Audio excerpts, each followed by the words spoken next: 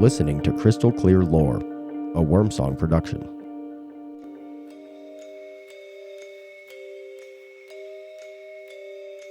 Nami, Japan, March 11th, 2011, 85 kilometers from Fukushima. The village of Nami had long lived beneath the quiet gaze of its guardian. For generations, the elders tended the weathered shrine on the rocky promontory, leaving offerings of rice wine and polished pearls to the benevolent dragon that watched over them. He was no wrathful storm god, but a gentle sovereign of the sea.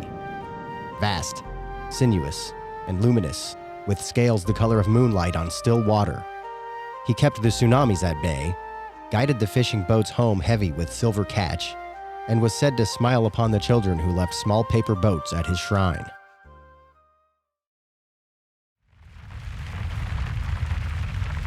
When the earth tore itself open on that cold afternoon, the dragon rose. Fishermen who survived swore they saw him, a colossal ribbon of pearl and jade uncoiling from the depths, his great antlers cutting through the black sky like lightning. He wrapped his immense body around the mouth of the cove, shielding Nami as the monstrous wave came roaring in. The sea slammed against his divine form and broke. The village stood untouched while the rest of the coast drowned. No one in Nami died that day. For weeks afterward, the people celebrated their savior with feasts and songs. They wept with gratitude before his shrine. The dragon had protected them once again, as he always had. But something had changed. The water that lapped against the dragon's coils that day carried more than salt and ruin. It carried invisible fire, the poisoned blood of broken reactors. And though the dragon had spared his beloved village from the wave, he could not spare himself from what the wave contained. Now, on certain nights, faint green lights move beneath the waves of the cove. The fish pulled from the sea sometimes glow softly in the dark. And the dragon still watches over Nami with love, but his dreams have begun to burn.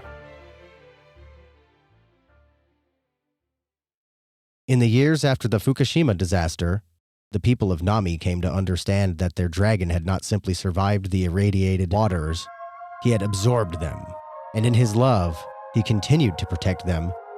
Only now his blessings had begun to rot. At first, the changes seemed like miracles. No matter how fierce the Pacific grew, the cove around Nami remained unnaturally still. Even when typhoons tore apart the nearby coast, the waves in their harbor never rose higher than a man's knee. Fishermen would watch from the shore as massive swells shattered against an invisible barrier just beyond the headlands.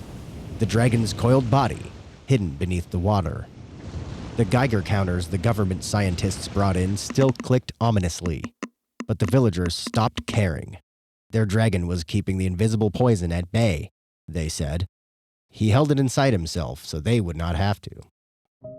Old Mrs. Sato, who had been 83 on the day of the tsunami, was still working in her garden at 98. Her skin had taken on a faint pearlescent sheen, like the inside of an abalone shell. The dragon's gift, the elders whispered. Those who prayed most fervently at the shrine began to heal faster. A boy who nearly drowned developed scales the color of sea glass along his collarbones. Small, beautiful, and strangely strong. The dragon was purifying them, they believed, making them worthy of his continued protection. But this came at a cost. Anyone who tried to leave the village found the road swallowed by thick, luminous fog. Cars would stall. Phones lost signal. Those who pressed on reported seeing the dragon's massive head rise from the rice paddies, antlers dripping with black water, his golden eyes now threaded with radioactive green. His voice would fill their minds, soft and heartbroken. Stay. The world beyond is sick.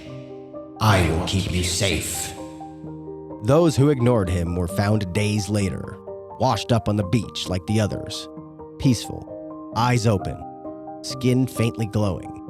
Every spring during the Pearl Festival, the dragon offered new blessings.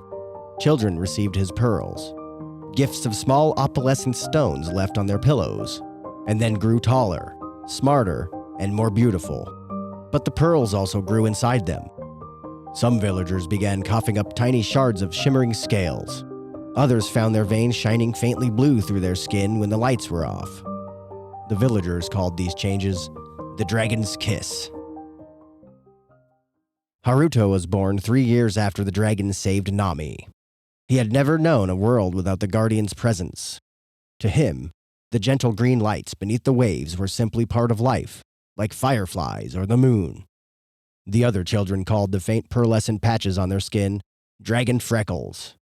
Haruto had the most beautiful ones, delicate, shimmering scales that traced his left shoulder and collarbone. On the night of his 12th birthday, the dragon called to him. It was not a voice. It was more of a pull, like the tide inside his chest. Haruto slipped out of his grandmother's house after midnight, barefoot, carrying a small paper boat with a candle and a lock of his mother's hair, the traditional offering for the Pearl Festival.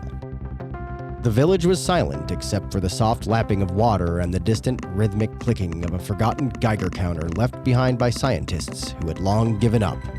He had followed the path down to the hidden cove shrine, where the rocks formed a natural bowl that filled with seawater at high tide. The fog was thick tonight, glowing faintly emerald. Haruto placed the paper boat on the water's surface. The candle flickered but did not go out. Then the sea began to move. A vast shape rose slowly, coils upon coils of living moonlight breaking the surface. The dragon's head alone was larger than the largest fishing boat Haruto had ever seen. His antlers, supposedly once pure white, were now veined with glowing cracks. Where his pearl-white scales had once shimmered like fresh snow, many were blackened and split open, leaking faint streams of sickly green light into the water. One enormous golden eye opened. Beautiful, ancient, and exhausted. Thin threads of radioactive green ran through the iris like fractures in glass. Little one. The dragon spoke directly into Haruto's mind. The voice was deep, warm, and trembling with pain. You came. I have waited for one of my children who still carries only a little of my fire. Haruto stared in awe, unafraid. Are you hurting, my lord? The dragon let out a long, sorrowful sigh. Steam rose where his breath touched the cold air. Where the vapor touched the water, tiny dead fish floated to the surface, bellies glowing. I am burning, Haruto. Every moment since the black day when the sea gave me its poison, I took it all so it would not touch you, so my village would live. I hold it here. The dragon shifted slightly. Several massive scales on his side split further with a sound like cracking porcelain. Green light poured out, illuminating the cove in an eerie, unnatural radiance. Haruto could see dark shapes moving inside the wounds. Things that looked almost like miniature storms of light and shadow. It eats me from within, like 1,000 suns trapped beneath my scales. I try to be strong for you. I try to keep the outside world away. The world that killed the sea and made it sick. But the fire, it never stops. Some nights I want to sink to the deepest trench and sleep forever. Yet I cannot, because I love you too much. A tear the size of a melon rolled from the dragon's eye. When it hit the water, it hissed and turned into a small opalescent pearl that sank slowly, still glowing. Haruto reached out instinctively. His small hand touched the edge of the nearest coil. The scale was feverishly hot. He could feel the radiation humming through his bones, yet instead of fear, he felt only sorrow. "Can we help you?" the boy whispered. "Grandmother says we must stay and pray harder." The dragon's eye softened with unbearable tenderness. "Your prayers are the only cool water I have left, little pearl. But I fear I am changing you, all of you. The scales on your shoulder, they will spread. One day you may burn as I do, but still I cannot let you leave. The world beyond would kill you faster than my fire ever could." The dragon lowered his massive head until his snout nearly touched the boy. His breath smelled of salt, ozone, and something faintly metallic.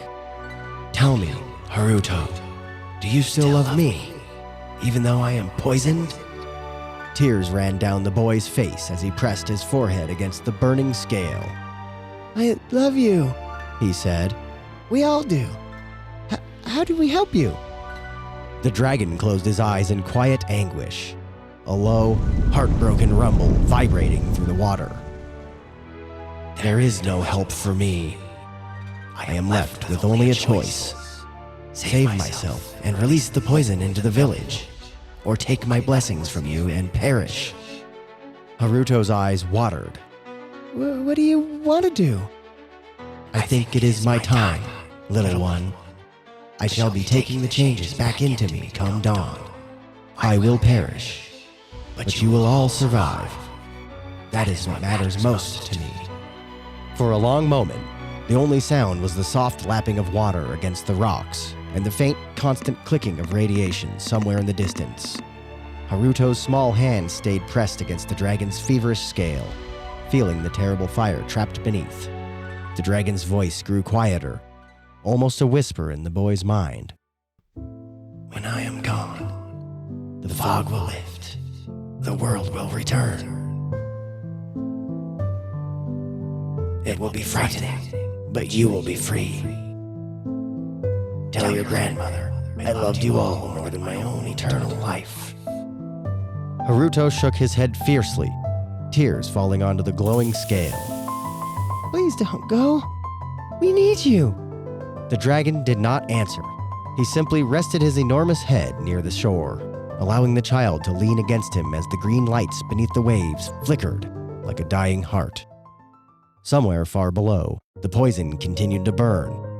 His face streaked with tears and faint green light still clinging to his hands where he had touched the dragon. His grandmother, Aiko, caught him as he stumbled inside. She had awoken earlier, panicked to find Haruto gone. He's dying. Haruto sobbed. He said he's taking it all back. The scales, the long life, the fog, everything. He's gonna let the poison take him so we can live. Aiko felt her stomach drop. Their guardian had never stopped loving them, even as he had almost destroyed them. The entire village gathered at the cove as the sky began to lighten. They stood in silence on the rocky shore, elders with pearlescent skin, children with beautiful dragon scales on their throats, and the returned dead standing unnaturally still with gentle, glowing smiles. All of them watched as the sea churned. The dragon rose one final time. His once magnificent body was now a ruin of cracked scales and leaking green fire. Massive sections of his coils had gone black, rotting from within. Yet his golden eyes, even threaded with radiation, still held that same unbearable tenderness. He did not speak aloud. His final words drifted through every mind in Nami at once, soft and full of sorrow. My beloved children, I kept you safe as long as I could. Forgive me for the changes I brought. I will take them back now. Live and be free. A terrible sound filled the air, like 1,000 bells cracking at once. The dragon's body began to convulse. Green light poured from every wound, every split scale. He was pulling the corruption out of the village and into himself, drawing back every blessing that had become poison.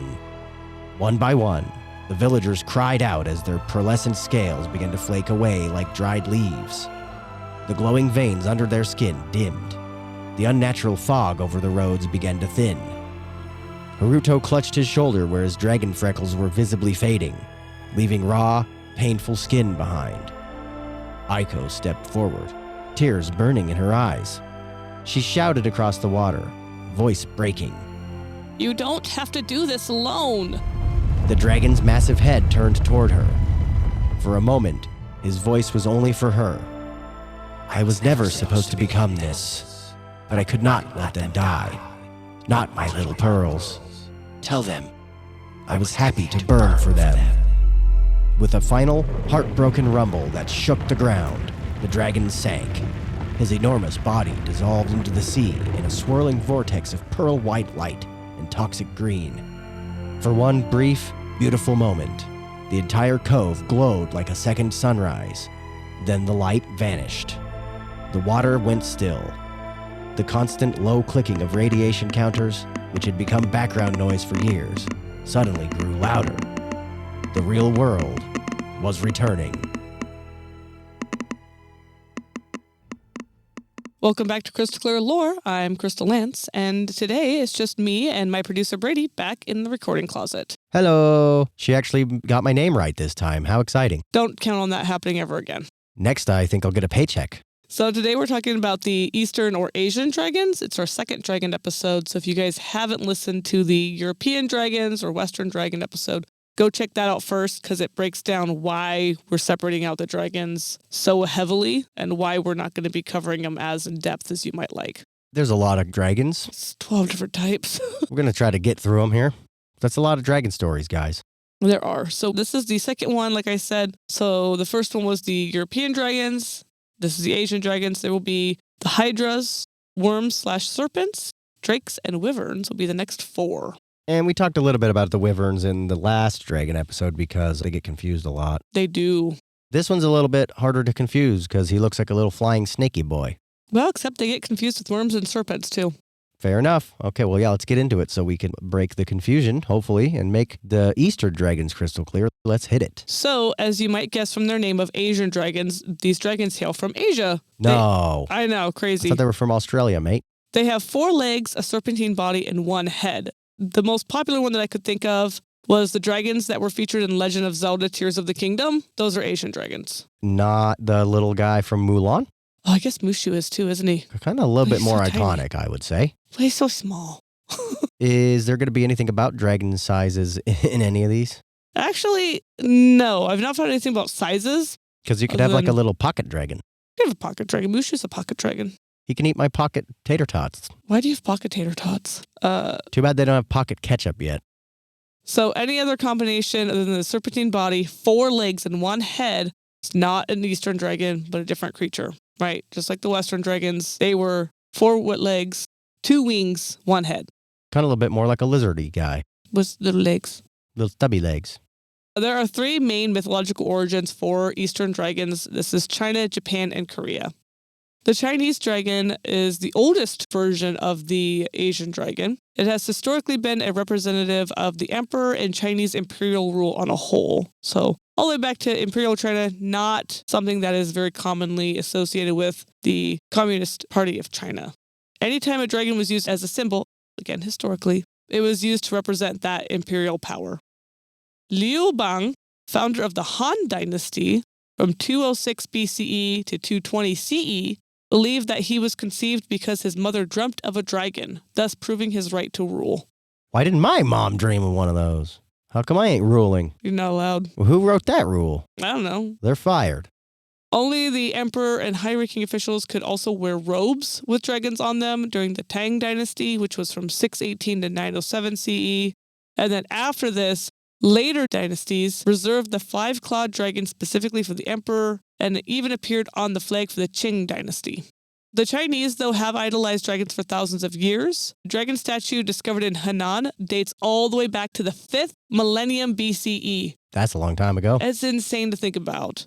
And then archaeologists have also discovered jade badges of dragons for like officials that date back to 4700 BCE. So these are like the OG dragons. They're some of the OG dragons. Some. Oh, Those man. older. So this has been an East versus West thing for a while, huh? Yeah, European dragons, as a recap, are very much a newer thing. These Asian dragons are not. So they had competition that weren't those? Yes, but we'll get there. So even the Chinese character, by the way, for dragon, resembles a coiled-up dragon that's like reminiscent of those jade badges I was talking about. The Chinese dragon is also got a ton of mythology around it. They can fly, even though they don't have wings, disguise themselves as a silkworm, become as large as the universe, form clouds, hide in water, change color like a chameleon to blend in, and glow in the dark. When you said get as large as the universe, I just pictured Dragon Ball Z. I just couldn't help it. How many dragons are in Dragon Ball Z? Specifically Z. Okay, 7? I don't know. 2. There's Earth's dragon, Shenron, and then there's Namek's dragon. But yes, they are both, I don't think they're Chinese dragons. They're Asian dragons, but they're not Chinese dragons. The dragon is also so prevalent in Chinese mythology that it's actually one of the 12 zodiac signs, so you can actually be born in the year of the dragon. Over on the island nation of Japan, their dragons are very similar to Chinese dragons, but Chinese dragons always have like 5 claws. Japanese dragons have 3. Is there a reason for that? There's a story about the dragons starting in Japan with 3 claws, and then they got really restless, so they wanted to travel. And so they went to Korea, where they gained another claw to get their 4th claw. Spoilers. And then they would go to China, where they got their 5th claw. The dynamics of that story are hilarious if you consider that being White Claw. Sounds like a wonderful worldly travel. Japanese dragons date back to the late Yayoi period. I would love you to spell that. Yayoi. Yayoi! That one is 300 BCE to 300 CE. In Japan, they're seen as water kami, or deities, and are associated with like rainfall or bodies of water. Some of these, like the dragon Watasumi, can also change into human form. However, it is also important to note that the Japanese origin probably comes from China. They're very similar. There's not too much difference there. When Buddhism came to Japan, lore surrounding dragons came too, and it kind of evolved a little bit in Japan. So now there are Buddhist temples associated with dragon kami, leading to their nickname of dragon temples. One temple even holds an annual golden dragon dance. This temple is Sensoji. It was founded in 628 CE after 2 fishermen found a golden statue of Kannon, the Bodhisattva Nailed it. of compassion. Bodhisattva is an awakened being devoted to enlightenment. Not a god, but like a high-ranking Buddhist person, right? And so she is the Bodhisattva of compassion. So they found that, they built a temple, and apparently they found that statue when the golden dragons ascended to heaven, which apparently happened in 628 CE. So that's why we don't have any golden dragons anymore, y'all. The dance, though, didn't start till 1958 because that is when the main hall was rebuilt. They got a nice big renovation, so then now they celebrate that every year with the golden dragon dance. The last major Asian country that we're going to talk about the dragons in a little bit is Korea. The Korean dragon dates back to the Three Kingdoms era, which is 57 BCE to 668 CE. So not actually that long ago, if you think about it, especially with China being back in the 4700 BCE. In Korea, they are still tied to water and thus agriculture, because rainfall and agriculture are very closely related. And they are still seen as benevolent creatures. I'm starting to think Gyarados, the Pokemon, Gyarados might be a dragon. It's not, well, okay. Or are inspired by. I have to do a Pokemon episode because Magikarp and Gyarados actually have lore. Like there's like a real Japanese legend. Well, I mean, I'm sure there is actually, yeah. There's like a real thing there, and I went, oh, that's cool. And I just filed that away, but I don't want to spoil it, so. I'm sure there's ones based on yokai, and there's ones based on bugs and birds and animals and everything. I know Jinx Robots. is based off like a subculture in Japan that started like it was like a whole thing. That's kind of cool. Yeah, I bet I'm sure like we could do an entire podcast, not an episode, an entire podcast on Pokemon lore. I'm not ready for that. No, we'd have to do it like groups too. Like we'd have to do like Bulbasaur, Ivysaur, and Venusaur would have to be one. Yeah, exactly. It'd be a nightmare. If If anybody has these ambitions, please, that'd be a great podcast to listen to. I might do bits and pieces, not the whole thing, because that's a lot. Once we hit the bottom of the barrel, folks, you'll know it when we start doing Pokemon. The only thing really to note of how Korean dragons differ, by the way, from Chinese or Japanese is that they have 4 claws, right? So that's how they've been to Korea. And they also have bigger mustaches and beards than the Japanese and Chinese dragons. Okay, so Shenron then was probably a Korean dragon. Yes, because Shenron has 4 claws. Nice. Okay, so then he's in a Japanese anime. Yep. I think there's something Chinese in the anime too. The Monkey King. I was going to say the Japanese or it's Chinese. That's what Goku is based off of. I was going to say the Monkey King seems like the... Yeah, because that's actually based off the Monkey King. That's why I was laughing when you were playing it, because I grew up watching Dragon Ball. Oh, I would have loved that game if I would have thought of it as the perspective of playing it as Goku. Goku sucks. No, but it still would have been better, at least as a character I know. Fair. Also, Goku is terrible, and everybody should like Vegeta better. She's always got the hot takes, folks. If you want to retort, please put it in the comments. Put her in her place. Goku is a terrible husband and father. It's a terrible husband and father. You'll know when we hit the bottom of the barrel, folks, when we start doing episodes on Dragon Ball Z lore. Actually, though, if we do Monkey King, we're just going to be doing Dragon Ball Z too, because there's no way to get around that. I'm down. Hey, you know what? If they're that intertwined, that'd be a cool episode. They're very intertwined. It's actually crazy. That'd be a rad episode. To do a proper Dragon Ball Z / Monkey King episode, I would have to probably take notes and rewatch all of Dragon Ball and Dragon Ball Z Kai, not Z, and Dragon Ball Super. Ain't no time for that. Back to Korean dragons. A lot of Korean texts mention that these dragons are sentient and they can speak Korean pretty fluently. The dragon itself is a symbol of power, protection, authority, and divine protection. So something common we've seen throughout the three, I would say, major areas is that they're always they're powerful and they're holy and they have, they're benevolent creatures, and you should not tick them off because they are actually good guys. Okay, so that's actually a little different than they're painted in Western media. Yes, Europeans are a bit more like one or the other. They were pretty evil for a really long time, and now they're good-ish, kind of. Also in Korea, dragons became extremely relevant to their military, which I think is unique to Korea, at least to this extent. They became part of the warships, and they were also seen in military strategies. They'd have dragon-esque strategies going on. What do you mean by that exactly? Well, I couldn't find much on the strategies because Korea, but I did find that one of the warships, the Joseon, or the turtle ship, actually had a dragon's head that was affixed to the bow of the boat. The head was designed to emit smoke or even sulfur gas. It's a really cool thing. If I was going to have a boat, that's kind of how I would want it. I thought that was really cool because then you have it literally the dragon tactic is it's going to bring smoke and then they're going to be blind or they'll have sulfur gas and they won't be able to attack. And I like that. That's cool. it's a cool tactic. Psychological warfare with it, huh? Yeah. In Korean folk mythology, most dragons were originally called emojis. Emojis? Emojis. Like the poop one and the smiley face and the little guy with the hat? No. These instead were lesser dragons, and they don't become full dragons until they get their yoiju, which is a holy orb or pearl that falls from heaven once they survive for 1,000 years. This is getting real Pokemon-y again. It is very much. Pokemon really does lean onto a lot of Asian folklore mythology, so it's not too surprising. So, before we wrap up, do you have any final questions about Chinese, Japanese, Korean dragons, specifically, or Asian dragons on a whole? Note that I did not go into a lot of the other countries because we'd be here all night, guys. Do you think they officially endorsed the dragon roll sushi roll? Actually, I think that is an American concept, but I know the California roll is... Obviously, that's American. That's American AF. I'm pretty sure all of the sushi, like the one I'm referring to, might just be American sushi. It apparently emerged during the sushi boom in the 60s and 70s. Is that how long it's been going on? Yeah. I like the Mufasa roll, or sometimes called the Lion King roll. It's pretty good. Is that a real roll? Yeah. Every place I've been it was either called Mufasa or Lion King. I thought you were super gaslighting me. I'm not even kidding. Oh, give it a Google real quick. I am, because I thought you were. Tell the folks on the podcast here what's in it. Oh my God, it is.